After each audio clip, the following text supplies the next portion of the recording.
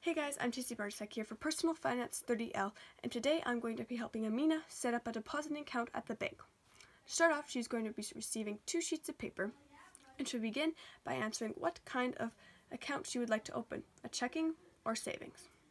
Next, we'll be moving on to questions about her previous financial institutions, so questions such as the name of it, and what the branch address is. After that, we will be moving on to the question where it asks, how long have you been with the bank that you are applying for the account with? So you're just going to put the date in. And then after that, we're going to be answering some simple yes or no questions. So things like, is there a third party joining you? And if this is yes, you're going to be answering some simple questions about the third party, such as the third party's name, the third party's occupation, your relationship with the third party, things along this line. After doing all of these, we're going to get to yourself. So we'll start off by asking questions like your relationship status. Do you go by Mr., Mrs., Miss, things like this. Then you're going to be answering your full legal name. Please note that it says legal, and this must be the legal name you were born with. So we're going to be putting the first, middle, and last name on that, and then you'll be putting your social insurance number along with the date of birth. After that, you're going to be putting your home address, your city, province, postal code, things along this line.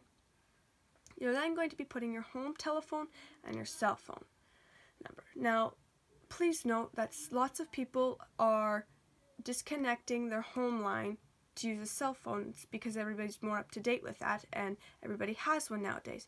So if you don't have a home phone number and you just have a cell phone, just put the cell phone, not the home phone number, because you don't have that.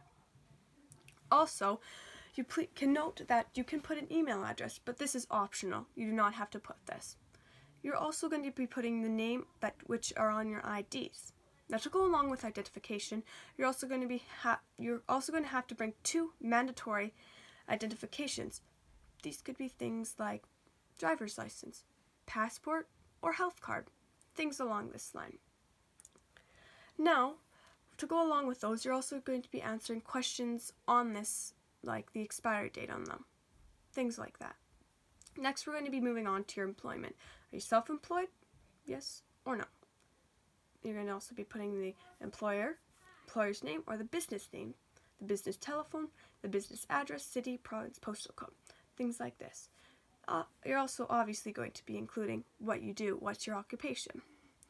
Next, we're going to be moving on to things that are for students only. So if you're not a student, don't worry about this. But if you are a student, you're going to be putting if you're full-time student, part-time student. If you go to high school, elementary, so on. And also, you're going to be putting when you will be graduating. On the second sheet of paper, it has lots of things where you must read it over carefully because this is something you will have to agree to. So it will be talking about when they will be using your personal information that you have gave to them. And at the bottom, after you're done all reading this carefully and you agree to it, you're going to be printing your name, your first name, last name, middle name, signing it, and putting the date.